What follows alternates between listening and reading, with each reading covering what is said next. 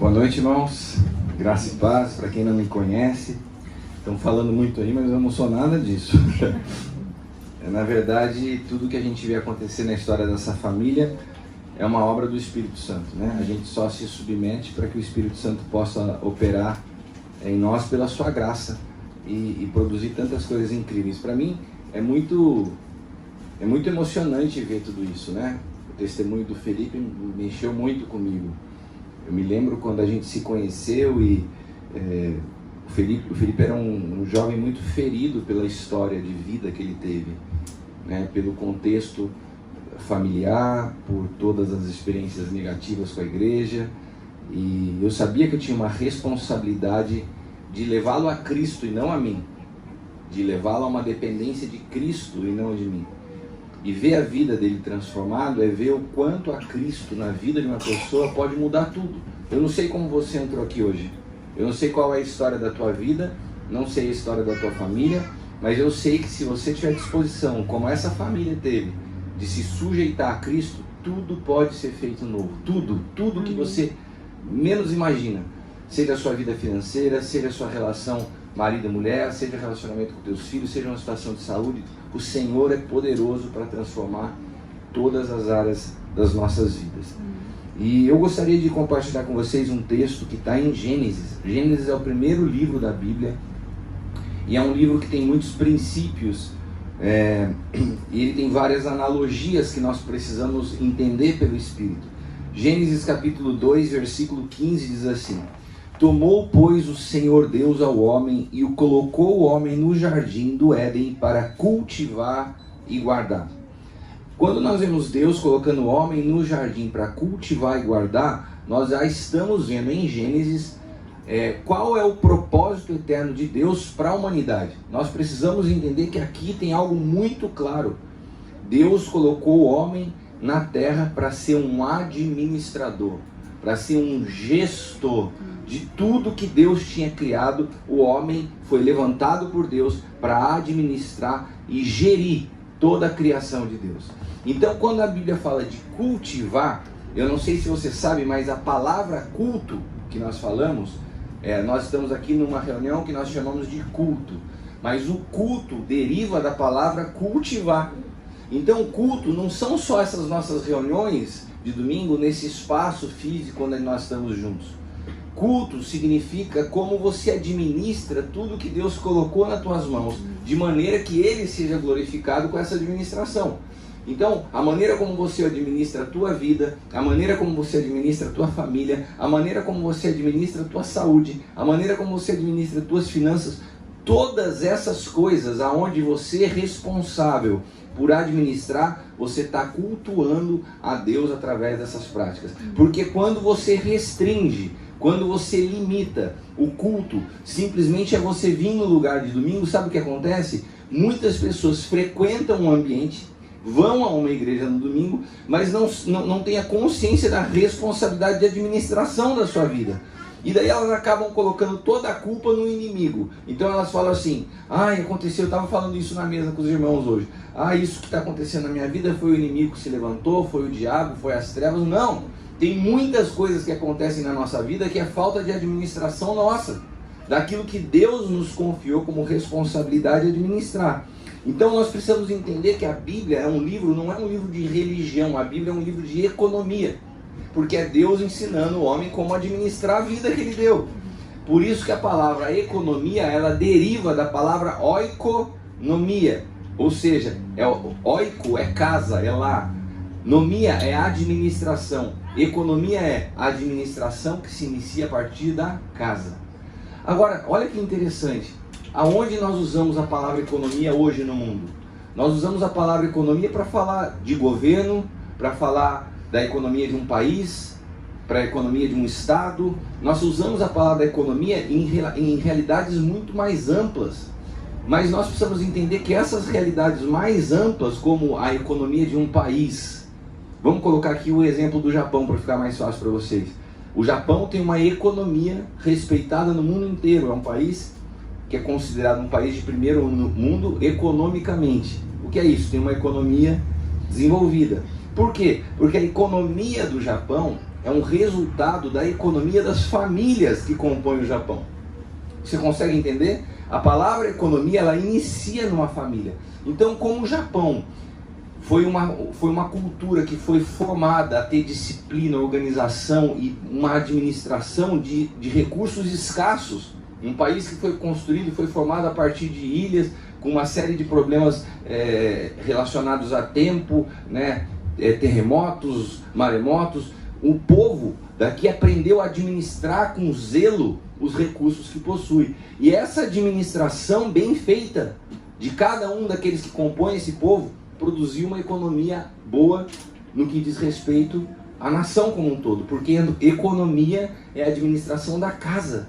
Não existe uma economia de um país bem desenvolvido se o povo que compõe esse país não sabe administrar. E isso dá um reflexo, dá para a gente entender muito bem o que acontece nas nações. Todos os países são reflexo das famílias que compõem esses países. Então, quando a gente vê um país como o Brasil, por exemplo, que tem muita fartura de recursos, não tem problemas naturais como aqui, como tempestades, maremotos, o que isso traz ao povo? Um certo comodismo, uma certa negligência na administração dos recursos. Então, as famílias são formadas através de uma cultura que não é muito zelosa, cuidadosa na administração. E o que acontece? A economia do país acaba sendo um reflexo da economia das famílias. Vocês estão conseguindo me acompanhar no raciocínio? Então, entender que economia é um assunto que Deus trata desde o primeiro livro da Bíblia. Porque Deus nos colocou sobre a terra para administrar os recursos que Ele nos deu. E isso não só numa esfera mais ampla, como a esfera de governo, mas a começar da nossa própria vida. Deus nos formou para isso. Eu quero ler para vocês um outro texto, onde isso fica bastante claro.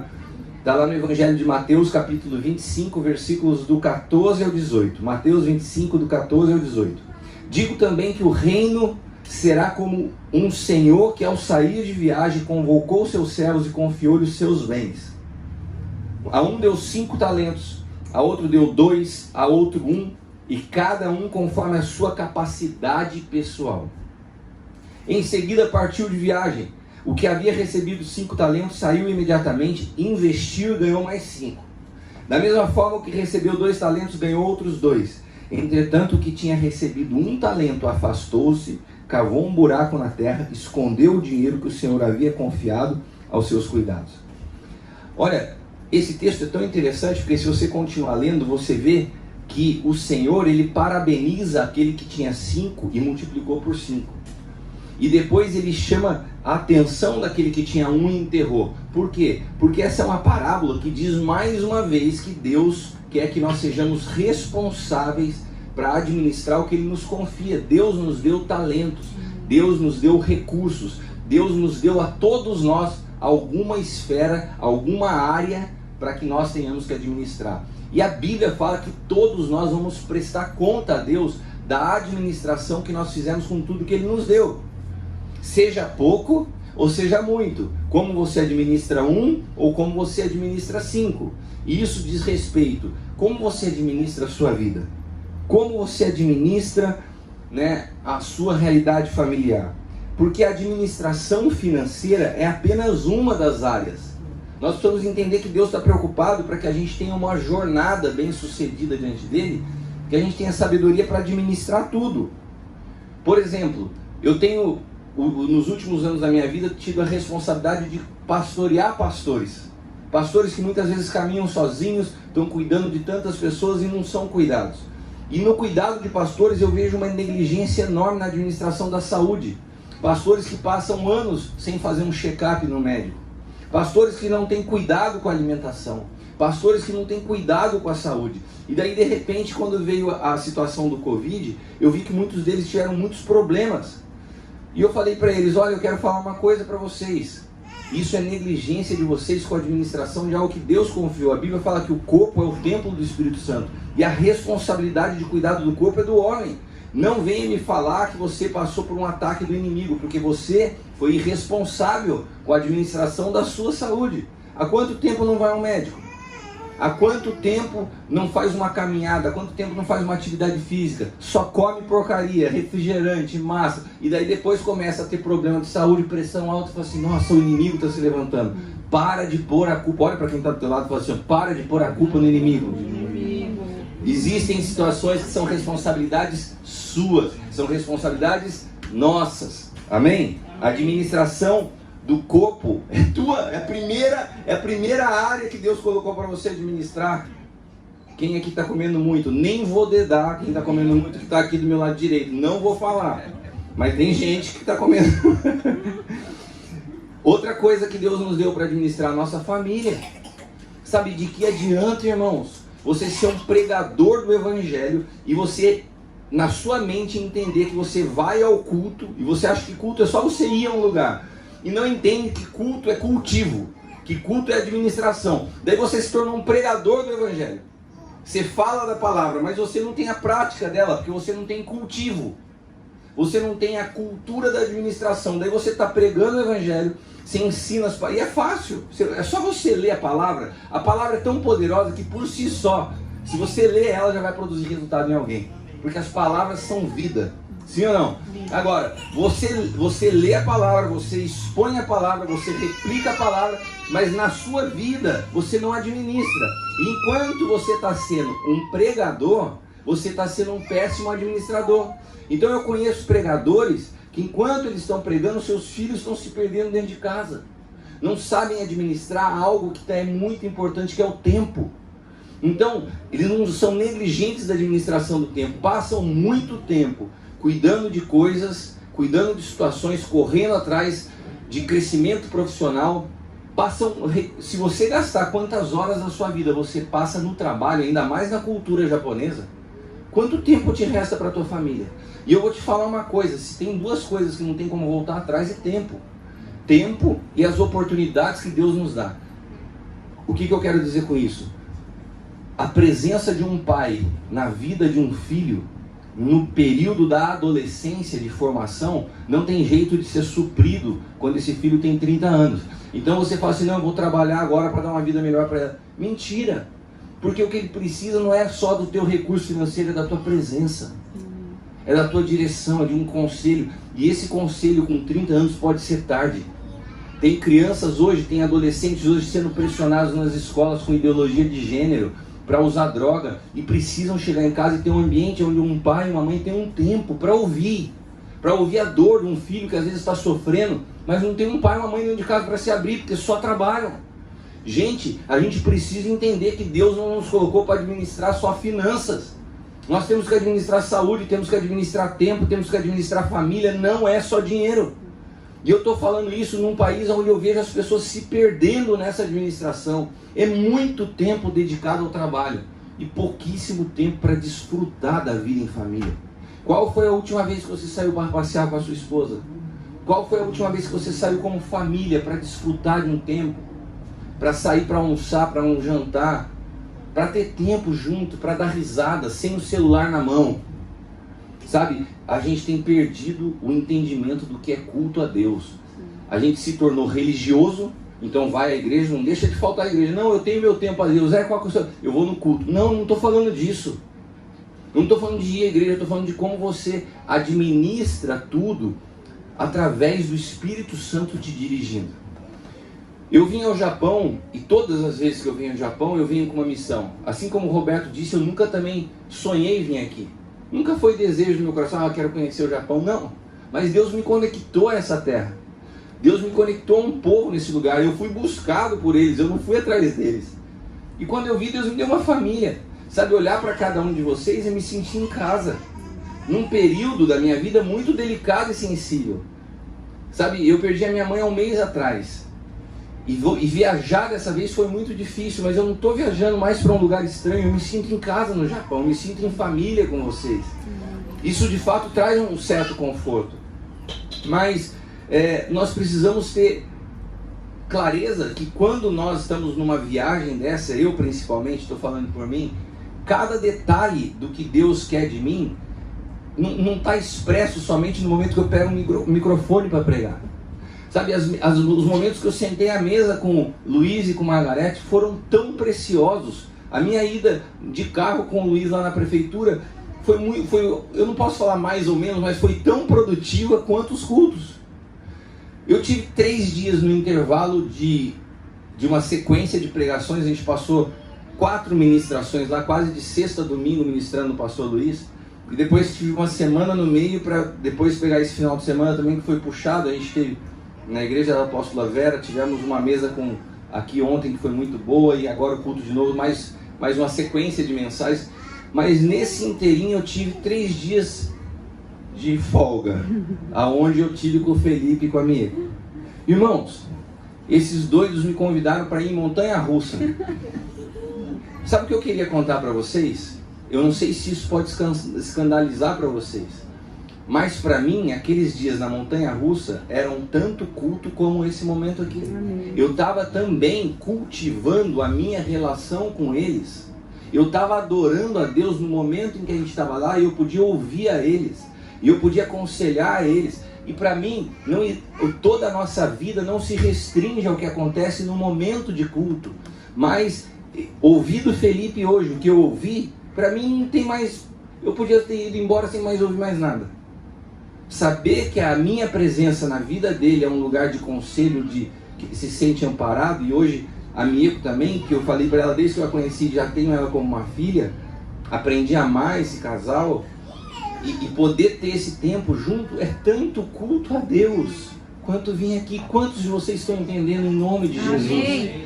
Por favor, abra sua mente, deixa o Espírito Santo te explicar. Rompe com a mentalidade religiosa, porque às vezes você está achando que seu tempo para Deus é só quando você vai à igreja, e não é. Deus nos chamou para cultivar, para administrar tudo que Ele nos confia. Amém? Nós precisamos ainda, mas tem mais duas áreas que eu queria falar que são importantes nós desenvolvermos e cultivarmos. Uma delas é o nosso desenvolvimento espiritual. A Bíblia nos fala que nós precisamos amadurecer a estatura de Cristo. Nós precisamos crescer a estatura de Cristo. O que isso quer dizer? Que quando a gente entrega a nossa vida a Jesus, nós nascemos de novo. E esse novo nascimento não é suficiente. Não basta só você ter entregue a tua vida para Jesus. Depois que você entregue a sua vida a Jesus, você é um menino na fé. A Bíblia nos chama assim. Paulo tratava os novos convertidos e ele fala assim: aos novos eu dou leite. É uma palavra mais simples, mas vocês precisam chegar ao ponto de comer alimento sólido. O que quer dizer? Nós não podemos nos acomodar por irmos à igreja por 10, 15, 20 anos e não amadurecer espiritualmente. Nós precisamos administrar o nosso desenvolvimento espiritual. Amém. Eu conheço pessoas que estão há anos na igreja e continuam com uma visão limitada, não amadurecem, são frágeis na fé, porque não investem no seu desenvolvimento. E como investir no desenvolvimento? A base do investimento no desenvolvimento é exatamente o que o pastor Roberto falou no início do culto. É muito mais do que você ler a Bíblia, é muito mais do que uma vida de oração. Tudo isso é importante, mas a base do desenvolvimento reside na obediência. Você precisa ter alguém a quem você se sujeite. A Bíblia fala que esse é o processo de amadurecimento, chamado na Bíblia de adoção. A palavra adoção, que eu e você entendemos como ir a um orfanato tomar uma criança, não é essa. A palavra que a Bíblia usa para adoção, traduzida no português como adoção, é ruiotesia. E a palavra ruiotesia não significa ir a um orfanato tomar uma criança. A palavra ruiotesia significa transformar um filho teknion em filho ruios. O que é teknion e o que é ruios? Teknion é um filho imaturo e ruios é um filho maduro. Então o que é adoção? É o processo de amadurecimento de uma criança para um homem. Paulo fala assim: quando eu era menino, eu pensava como menino, raciocinava como menino, mas como eu cheguei a ser homem, eu deixei as coisas de menino. O problema é que Paulo deixou as coisas de menino, e tem muito crente que estão há 10, 15, 20 anos na igreja, mas continuam como meninos, com atitudes infantis. Ou seja, não souberam administrar o seu crescimento e desenvolvimento espiritual. E essa administração se dá principalmente quando você aprende a obediência. A Bíblia fala que o próprio Jesus aprendeu através do caminho da obediência. Ele foi em tudo obediente. Ele se sujeitou a um homem com uma capacidade intelectual inferior a dele. Você concorda comigo que, em termos de capacidade intelectual, Jesus, o Criador, o Deus que se fez homem, ele se sujeitou a José, porque ele entendia um princípio bíblico. Se eu quero crescer, eu preciso obedecer. Amém? Amém. E o outro investimento que nós precisamos ter na administração é dos nossos relacionamentos. Como você administra os relacionamentos? Sabe que quando Deus quer presentear alguém com algo muito especial, Ele não nos dá coisas. Coisas são presentes que a gente dá aos outros. Mas para Deus, Deus não vê valor em coisas. Se você chegar para Deus e falar assim, Deus, estou tão feliz com você que eu vou te dar meu iPhone 14. Deus, o que é um iPhone 14 para Deus? Deus, eu estou tão feliz com você que eu vou te dar o meu carro. O que Deus vai fazer com o teu carro? Eu não estou diminuindo ou minimizando a necessidade que nós todos precisamos desses recursos, mas o que eu estou falando é o seguinte: o que tem valor para Deus são pessoas. O ser humano é a coroa da criação. E quando Deus quer nos presentear com algo que de fato Ele acha que tem valor, Ele coloca na nossa vida pessoas. E quando Deus coloca pessoas na nossa vida, nós precisamos aprender a administrar essas relações. Nós estamos aqui hoje porque houve sabedoria em algum momento para a gente administrar algo que começou pequeno, mas foi se desenvolvendo até se tornar um vínculo inquebrável de amor. Um vínculo eterno. Numa relação hoje que não pode mais ser quebrada. Um cordão de 3 dobras, porque a nossa relação é unida não só por sentimentos pessoais, mas pelo próprio Espírito. Mas houve sabedoria para olhar e falar, opa, tem algo de Deus nisso aqui, eu preciso investir nisso. Havia uma necessidade no coração da Nancy a primeira vez que ela me chamou. Havia um clamor no Roberto por querer ser ajustado. Então, se eu não olhasse para aquilo e falasse assim, eu preciso investir nesse cuidado. E se eles não olhassem e falassem assim, eu preciso investir em ser cuidado, nós não estaríamos aqui. Posso falar a mesma coisa com o pastor Luiz e com a Margarete, há 6 anos já caminhando juntos. Foi um processo, uma construção, onde vai criando confiança, onde a gente vai tendo responsabilidades de administrar essa relação. Eles têm uma igreja lá em Yamanashi. O que eles estão fazendo aqui hoje? Estão investindo num relacionamento. Isso é administrar o que Deus nos dá. Você está entendendo que nós precisamos administrar o que Deus nos entrega? Relações são preciosas e muitas vezes nós negligenciamos a nossa administração. Eu quero te dizer mais uma coisa com relação ao relacionamento. As amizades do crente não podem ser amizades por afinidade. Eu acho ela tão legal, eu gosto tanto de estar com ela. Você consegue ver propósito de Deus nessa relação? É alguém que está na tua vida para edificar, para contribuir com aquilo que Deus quer? Se não, tome cuidado, porque existem relações que nós precisamos administrar mantendo distância. A nossa responsabilidade é manter distância. Isso é a sabedoria na administração dos relacionamentos. E existem outras que a gente tem que trazer para perto. E como eu sei isso? A partir do discernimento do Espírito. Paulo fala assim, a ninguém mais eu conheço segundo a carne. O que Paulo está querendo dizer com isso? Eu olho para cada pessoa e sei espiritualmente se ela está contribuindo ou não para o meu processo de crescimento.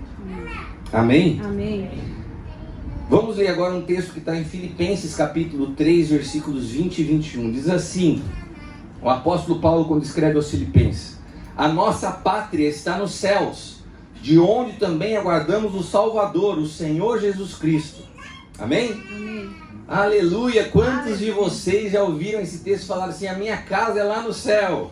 Sim ou não? Ô glória, minha casa é no céu. Esse texto não está falando que a sua casa é no céu, cabeção. Esse texto está falando que a nossa pátria está no céu. Sabe qual é o significado da palavra pátria utilizada por Paulo nesse texto? É a palavra politeuma. Paulo utiliza a palavra politeuma, que traduz para o português como pátria. Sabe o que significa politeuma? Sistema de administração e afazeres civis de uma comunidade.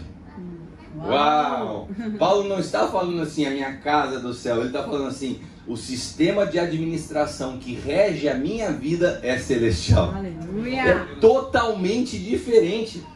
É totalmente diferente. Essa visão do crente falar assim, sabe de uma coisa que tudo se lasca aqui, minha casa é no céu. Essa é uma visão completamente equivocada. O Senhor está nos falando, e isso aqui se repete, está em coerência com a oração do Pai Nosso. Venha a nós o vosso reino aqui na terra como no céu. O que Jesus está falando? Ele está repetindo, ou melhor, Paulo está repetindo o que Jesus disse no Pai Nosso, que nós precisamos trazer para a terra o sistema de governo do céu. Paulo está falando assim, olha, o meu sistema dos meus afazeres, a administração da minha vida tem um princípio celestial. Ele não está falando que a casa dele é no céu. Ele está falando, nós temos uma responsabilidade de administrar as coisas aqui na terra com uma mentalidade celestial. Ficou claro isso para vocês? Amém. E hoje nós precisamos entender que se nós não entendemos isso, nós vamos estar focados em resultados. As pessoas estão preocupadas hoje, por exemplo, pastores acham que eles são exitosos quando a igreja numericamente é grande. Pessoas acham que elas estão tendo bem-sucedidas na vida quando elas olham para a conta bancária e tem muito dinheiro. E a gente perdeu o foco do que é ser bom administrador, porque para a gente a palavra administrador ela se relaciona diretamente com o quê? Com dinheiro. E não é. A administração é uma maneira de você cultuar a Deus quando você sabe administrar tudo na sua vida. E todo o processo de administração está intimamente ligado com o teu amadurecimento. Deixa eu perguntar para vocês aqui. Vou perguntar para o meu irmão ali, para o amigo do Felipe. Você colocaria a administração do dinheiro que você ganha no teu trabalho na mão da tua filhinha que está no seu colo? Você pediria para ela assim, filha, é o seguinte, papai ganhou bastante dinheiro esse mês, eu vou deixar todo o dinheiro na sua mão para você administrar para a gente. Você faria isso? Por que não? Porque ela não tem capacidade para administrar, é uma criança. Sim ou não? O que isso quer dizer? Para que a gente possa ser bom administrador das coisas que Deus nos confiou, você tem que crescer. Olha para quem está ao teu lado e fala assim, você tem que crescer. Você tem que crescer. Romanos, vamos ler um texto junto? Romanos capítulo 11. Romanos capítulo 11, versículos do 16 ao 18. Se forem santas as primícias da massa, igualmente será a sua totalidade. Se for santa a raiz, também os ramos o serão. Se porém alguns dos ramos forem quebrados, e você sendo oliveira brava for enxertado em meio deles, te tornará participante da raiz e da seiva da oliveira. Não te glorie contra os ramos, porém se te gloriares, sabe que não és tu que sustenta a raiz. O Roberto começou falando de ser um ramo seco, né? Olha o que está falando assim, não é você ramo. Quem aqui é ramo? Nós somos ramos enxertados, né? Não é você ramo que sustenta a raiz, mas é a raiz que sustenta o ramo. Não te ensoberbece, mas teme, porque se Deus não poupou os ramos naturais, também não te poupará. Considerais, pois, a bondade e severidade de Deus para aqueles que caíram, mas para contigo a bondade de Deus. Se nele permaneceres, doutra sorte, tu também pode ser cortado. Eles também, se não permaneceram na incredulidade, serão enxertados, pois Deus é poderoso para os enxertar de novo. Aqui está falando dos judeus, né?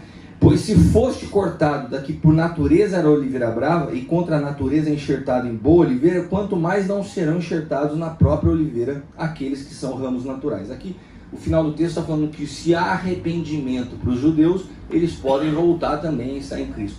Mas o que eu quero dizer aqui para a gente é que nós temos uma vida a partir do momento que nós estamos enxertados em Cristo. Amém. Nós só podemos ter vida quando nós estamos enxertados em Cristo. Fora de Cristo nós não temos vida. Ah, mas eu estou vivendo, eu estou respirando. Deus não chama isso que você faz de vida. Existem 3 palavras para vida na Bíblia: a vida bios, a vida anástrofes e a vida zoe.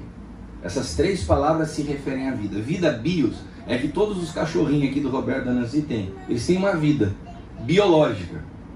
Vida bios é o que faz eles respirarem e estar vivos. É o que nos faz respirar e estar vivo. Você também tem essa vida. Existe outro tipo de vida que se chama anástrofes, que é a vida comportamental. São seus círculos de amizades, são seus afazeres, são seus hábitos, é onde você vai, onde você volta, o que você gosta de comer. É tudo que você e eu chamamos de vida. Mas existe outra vida que se chama Zoe, que é o Espírito de Deus habitando em nós. para Deus, a única vida que se considera vida é a Zoe. Sabe naquela passagem que Jesus faz um trocadilho de palavras com os seus discípulos? Ele fala assim, ó, se você quiser preservar a sua vida, você vai perder. Mas se você tiver disposição para entregar a sua vida, você vai ganhar. Ele está fazendo um jogo de palavras. Se você me der a sua vida a anástrofes, eu te dou Zoe.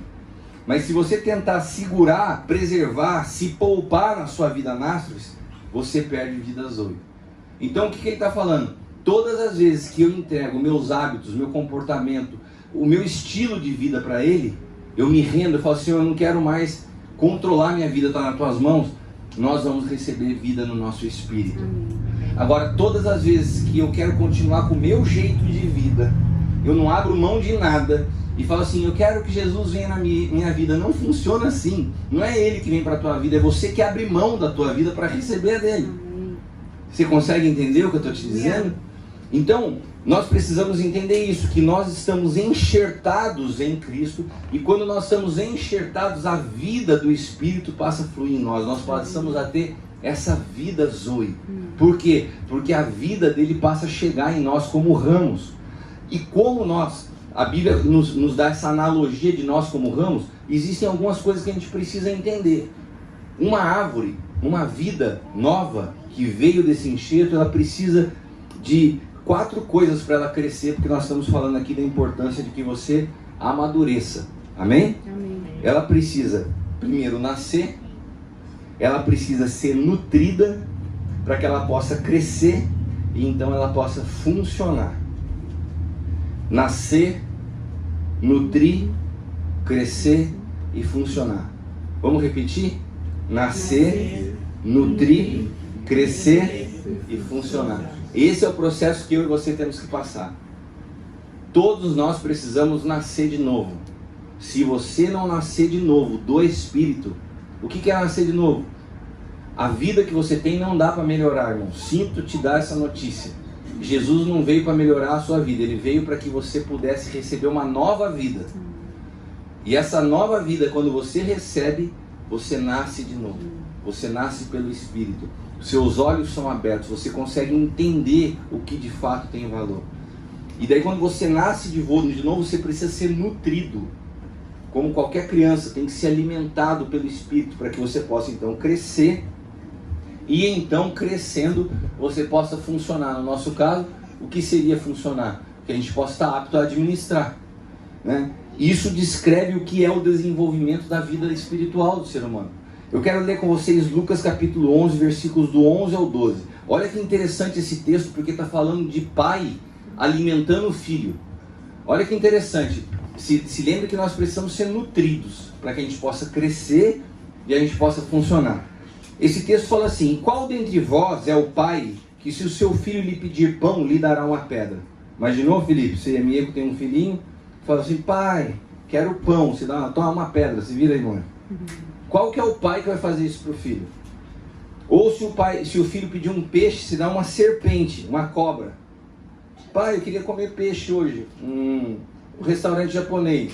Não, não vai comer peixe, não, você vai comer cobra. Né? Ou se o filho lhe pedir um ovo, se ele dá um escorpião. O que está falando aqui? Está falando de um pai que fica fazendo pegadinha com o filho? Não. Está falando do tipo de nutrição que um pai deve dar ao seu filho. Como nutrir um filho para que ele possa crescer. Mas para que a gente chegue nesse momento, a gente tem que já ter cumprido algumas etapas na nossa vida. Qual delas? Nascido de novo. Você não tem como nutrir o que não nasceu. Depois, você tem que ter um pai. Se você nasceu e você tem um pai, então agora a gente entra nessa etapa, partindo do princípio que você tem alguém que cuida da tua vida, que você não caminha sozinho, que você está sujeito a alguém, que você nasceu de novo. Então a gente chega numa etapa onde tem um pai cuidando de você e você precisa ser nutrido para crescer. Então, qual é a responsabilidade de um pai? Dar ao filho o que ele come. Jesus se alimentava do quê? Da vontade do Pai. Ele falou assim: não só de pão vive o homem, mas de toda palavra que procede da boca de Deus. Jesus, ele tinha fome de cumprir a vontade de Deus sobre a face da terra. Ele se alimentava da vontade do Pai. E esse princípio, ele tem que permear a nossa vida. Um filho tem que se alimentar da palavra de um pai, porque um pai só vai dar para um filho um alimento que possa nutri-lo.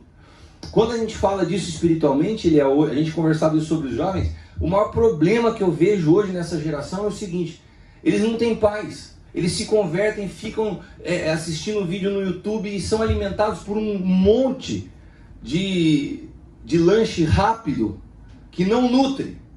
Porque é um pai que sabe a dieta de um filho que é boa para nutri-lo. Se eu deixar minha filha, o Felipe que morou na minha casa sabe disso, se eu deixar minha filha, ela quer comer McDonald's todo dia. Mas eu não deixo ela comer no McDonald's todo dia porque eu tenho que dar um alimento que possa nutrir a vida dela. Aqui nós estamos vendo a responsabilidade de um pai de nutrir o seu filho com uma dieta espiritual, para que ele possa se desenvolver e crescer. Então uma paternidade espiritual responsável, genuína, ela não quer controlar uma pessoa. Ela quer levantar essa pessoa para que ela cresça espiritualmente, se desenvolva e seja emancipado. Amém? Amém? Deus deseja que nós sejamos filhos maduros, e filhos maduros são formados por pais maduros. E nesse processo de desenvolvimento, nós precisamos entender o que Jesus está falando nessas palavras. Qual o filho que o pai lhe pedir pão vai lhe dar pedra? O que é a pedra? O que a pedra representa nas Escrituras? Repita comigo: a pedra representa a lei. E pão representa a vida de Jesus. Ele disse: eu sou o pão. Sabe, você pode alimentar pessoas com lei, com regras. Tem muito pai alimentando o filho com regra. Isso não pode, isso não funciona. Porque o dia que essa criança cresce, ainda que ela não tenha sido bem nutrida, ela vai fazer tudo do jeito que der na cabeça dela. Porque ninguém foi construído por Deus para viver a partir de regra. A regra surge após a queda do homem. Nós não podemos nutrir pessoas pela lei, nós precisamos nutrir as pessoas com a vida de Cristo. Amém. Amém? Amém. Então, como eu nutro um filho para que ele possa crescer saudável?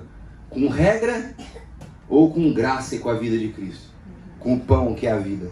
E o que representa a cobra? A cobra são todas essas ideologias que estão contaminadas por um veneno maligno. Então, quando um pai permite que o seu filho se alimente de tudo isso, e pais, eu quero falar algo para vocês. As escolas, os ambientes os nossos filhos frequentam hoje estão repletos de ideologia. Repletos de ideologia. Seja o feminismo, seja a ideologia de gênero, seja o socialismo, o comunismo, seja o ateísmo. Existem várias ideologias que estão sendo disseminadas hoje e o fim delas é um veneno mortal. Sabe, hoje nós temos visto, principalmente no Brasil, que os filhos de pais crentes, eles crescem dentro da igreja, mas quando eles chegam na faculdade, eles se desviam, eles se afastam de Deus, porque as universidades elas estão repletas de humanismo, de ateísmo. Agora, há algo de muito errado com a nutrição de um filho, que quando ele chega no momento de tomar a decisão, tudo aquilo que ele recebeu não é suficiente. Porque um pai não nutriu, não entregou a ele peixe, o filho vai chegar um momento e vai comer cobra. E o que é peixe? E o que é cobra? A cobra eu já falei, né? É o veneno das ideologias. E o peixe? Peixe na Bíblia simboliza relações saudáveis. Pescadores de homens era sempre a figura de peixe. O peixe significa que nós somos responsáveis por orientar os nossos filhos na maneira como eles se relacionam com pessoas. Saber escolher amizades. Saber estar cercado de pessoas para que eles possam ser livres das ideologias, porque as ideologias elas vêm através dos maus relacionamentos. Então um filho lhe pede peixe, um filho lhe pede: pai, quero sair, quero ir no cinema. Olha, analisa. Eu estou falando de criança, mas isso serve para um Roberto, para Nancy, para o Luiz, para a Margarete. Quando eu estou orientando de pastores, eu poderia falar um outro exemplo aqui de administrar relações. Quem que está vindo pregar? Ô Luiz, vamos trocar uma ideia para conversar. Se a pessoa que está vindo traz uma doutrina que vai te ajudar a edificar a igreja, não vai ser prejudicial. Quando um pastor tem alguém para ouvir, sabe, é como se ele estivesse falando assim: pai, eu quero o peixe. Eu falo assim: então deixa eu ver, vamos analisar junto. Não é uma posição de mando, é mais uma posição de conselho e de ampliar a visão. Essa é a responsabilidade de um pai. Qual um pai que o filho lhe pede peixe? Um pai que o filho precisa aprender de relacionamento? E o pai vai e coloca o quê? Serpente. Não, deixa. Vai aí que depois no final, que depois você vai provar do veneno. E o último é a relação de ovo, né, com o escorpião. O escorpião é algo mais sutil que a serpente, porque o veneno fica na cauda. O veneno na cauda simboliza algo que aparentemente você não consegue ver que é mal, mas aparece essa morte, ela vem no fim. Isso está muito ligado ao legalismo, às doutrinas e às teologias que vêm com cara de Deus, mas o seu fim não tem vida, Eliel. E tem muitas pessoas que estão morrendo com veneno de escorpião. Por quê? Porque não tiveram pais que dessem a eles ovo. O que é o ovo? O ovo é o símbolo do cuidado da vida desde o início. O ovo é algo tão incrível que Deus concebeu para gerar a vida, porque se você pegar um ovo, por exemplo, se pegar um ovo de galinha, o pintinho, ele já nasce protegido por aquele ambiente. Desde o início que ele vem à vida, ele já está protegido. Então, aquilo quer dizer o que pra gente? Um pai é responsável pelo cuidado da vida desde o princípio, de proteger, de cobrir, de guardar contra essas situações que podem aparentemente levar. E o guardar da vida, por exemplo, uma pessoa aceitou Jesus, ela está iniciando na vida. É responsabilidade de nós, pastores e pais, cuidarmos desde o início da formação, para que ela não venha buscar qualquer tipo de ideologia, teologia, que no final vai gerar morte. Quantos estão entendendo? Amém. É o cuidado da vida, a proteção, o sustento. E qual é a trama desses dias? Por trás da caridade, das boas obras, residem muitas vezes intenções malignas. Então nós somos ramos. Nós não sustentamos a raiz, mas é a raiz que nos sustenta. E nós precisamos entender que quando... eu estava falando isso na mesa esses dias com os nossos irmãos. A gente precisa entender que o processo do ramo se fundir com a árvore e se tornar um, precisa que os dois sejam feridos. Você tem que fazer um corte na árvore e um corte no ramo para que a seiva da árvore possa chegar no ramo. Se você não ferir os dois, a vida não flui. Então eu e você precisamos ser feridos para que a gente possa provar da vida do Espírito. Porque Cristo foi ferido, Ele é a árvore.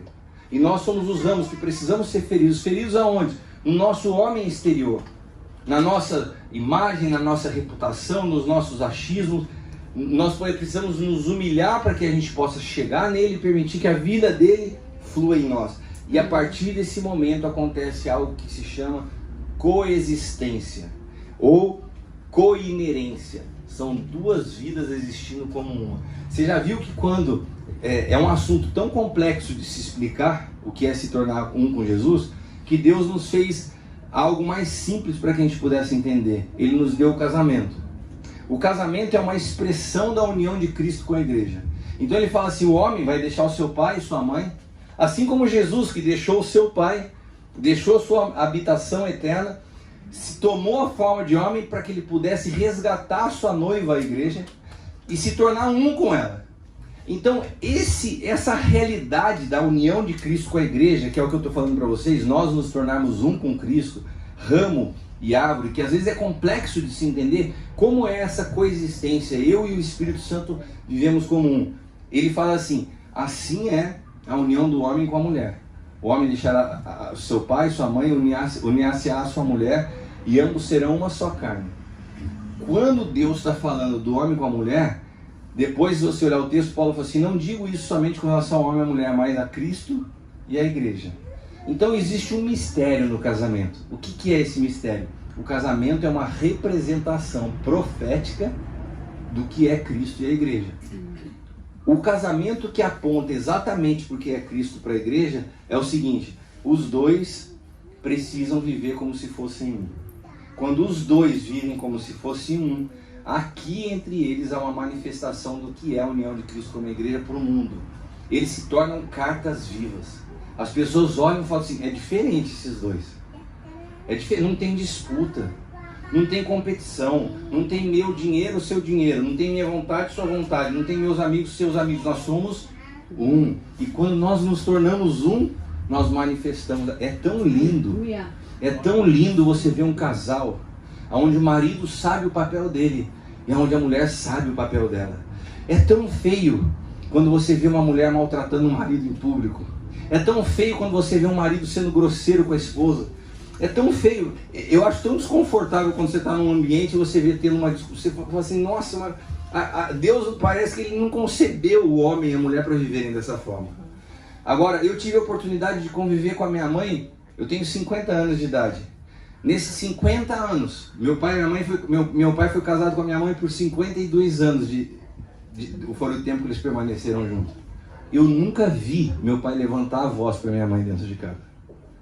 Eu nunca vi meu pai falar um palavrão dentro de casa. Eu vi meu pai, que é um engenheiro, dono de empresa, que construiu uma empresa grande durante muitos anos, parar a vida dele nos últimos anos para cuidar da minha mãe todos os dias. Meu pai nunca tinha entrado na cozinha para fazer um ovo. Ele começou a cozinhar para cuidar da minha mãe.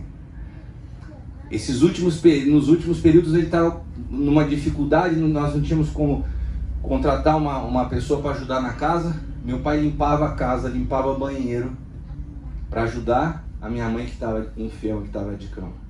Eu vi meu pai amando a minha mãe até o último dia de vida. Sabe o que eu vi ali? A manifestação do que é a realidade de Cristo com a igreja. O que é ser um. O que se chama coexistência. Irmãos, coexistir são duas pessoas existindo como uma. E você sabe que isso foi tão forte na vida do meu pai e da minha mãe, que a minha preocupação quando a minha mãe morreu foi como que meu pai vai viver se a outra parte que era um com ele saiu. E eu tive uma experiência muito forte a respeito dessa palavra coexistência. Uma semana depois que a minha mãe morreu, eu tinha que pregar numa igreja em Brasília, Comunidade das Nações do Bispo J.B. Carvalho, uma igreja grande, bem conhecida.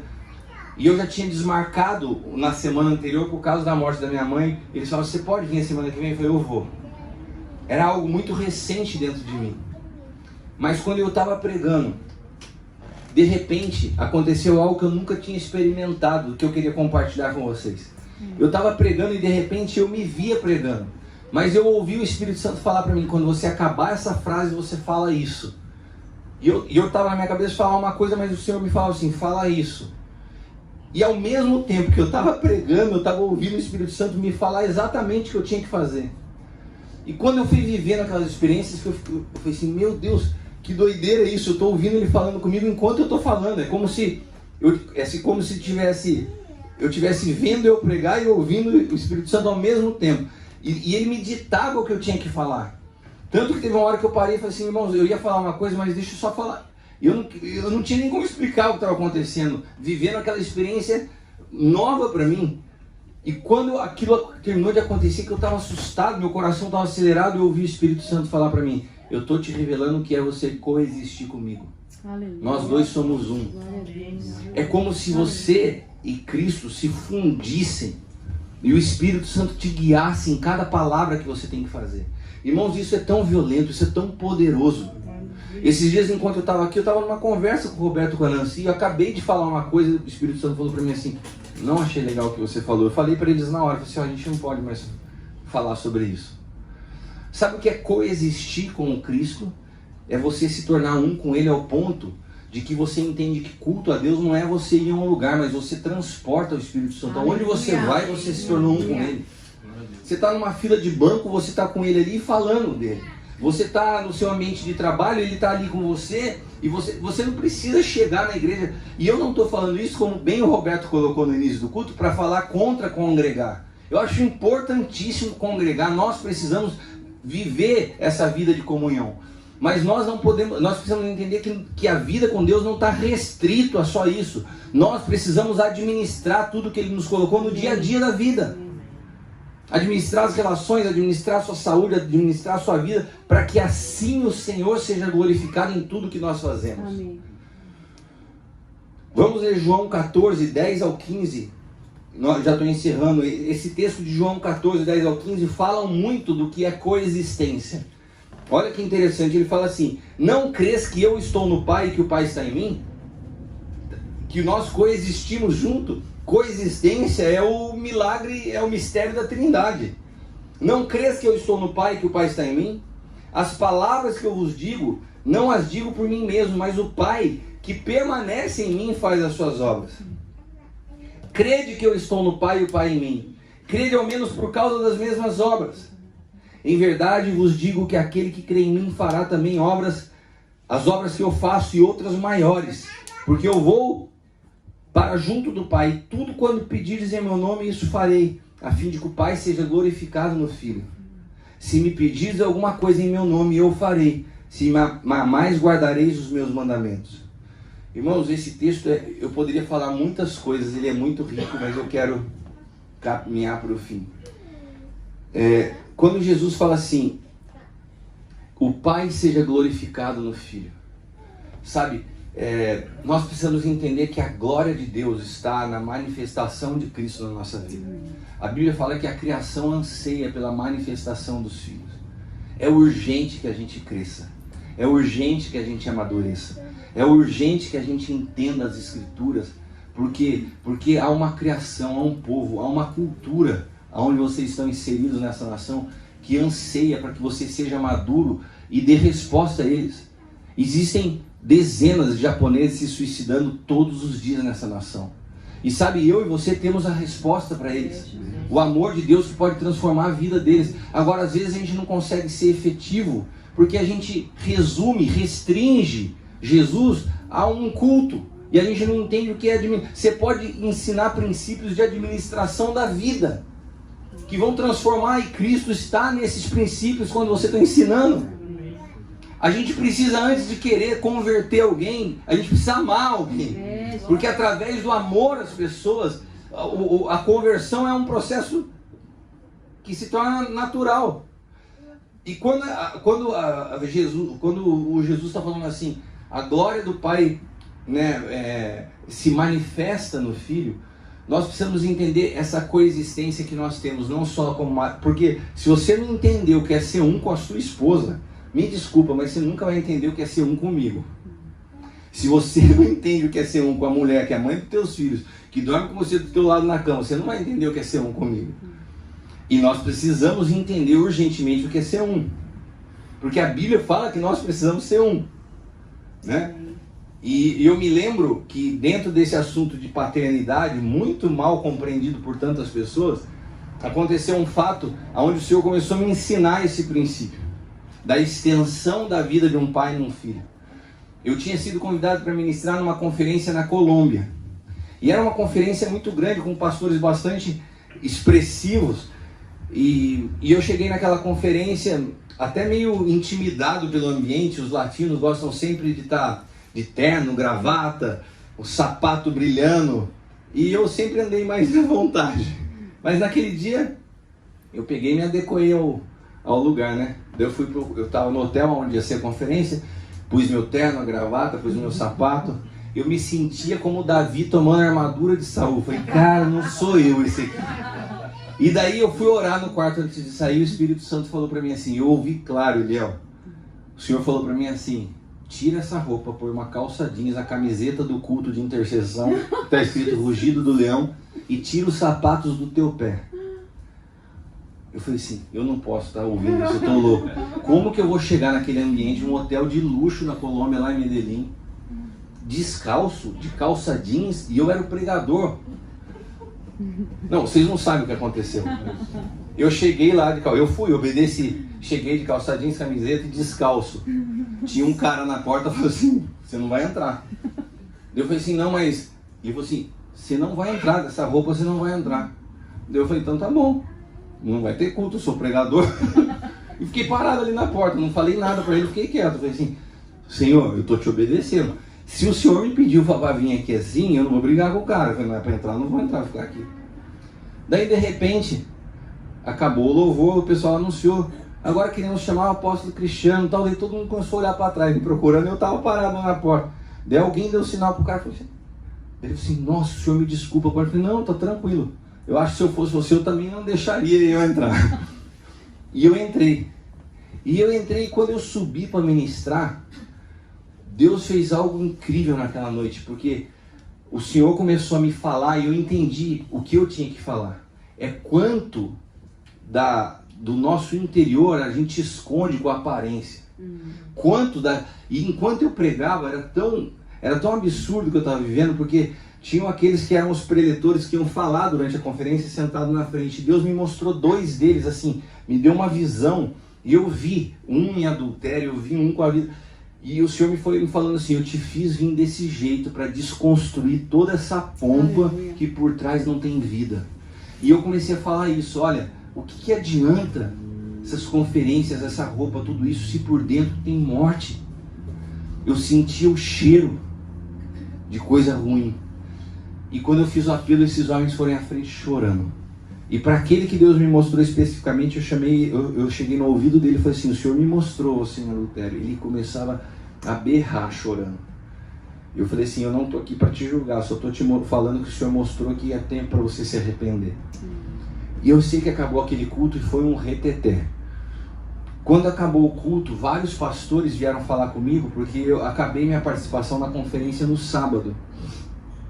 E eles queriam que eu pregasse nas igrejas no domingo. Então tava uma roda assim de pastores, eu conversando.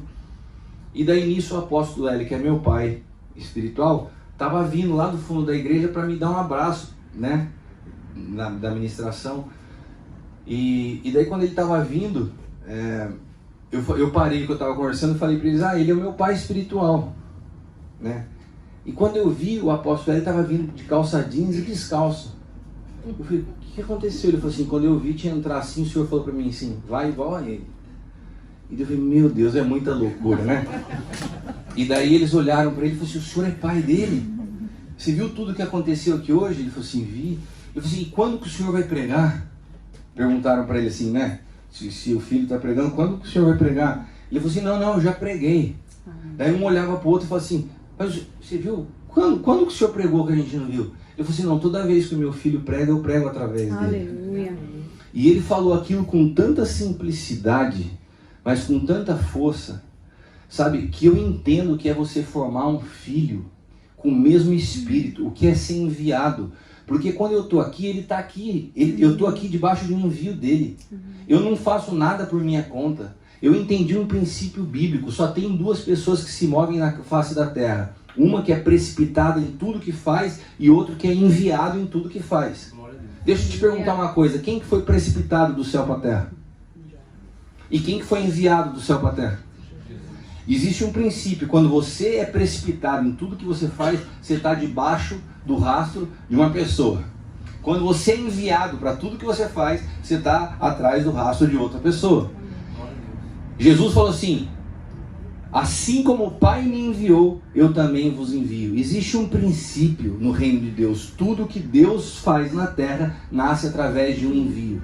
É pai enviando filho, que se torna pai, que envia outro filho. E esse é um princípio bíblico, porque toda pessoa no reino de Deus tem que ser formada, tem que amadurecer, e nós só podemos ser formados e amadurecer quando somos cuidados por pais. Então, irmãos, eu queria que nessa noite nós pudéssemos sair daqui com essa reflexão, entendendo se nós estamos sendo responsáveis por administrar o que Deus nos confiou. Por quê? Porque nós precisamos amadurecer para entender essas administrações e para que nós possamos estar aptos para cumprir aquilo que Deus sonhou na nossa vida. E assim nós vamos poder provar de uma vida plena.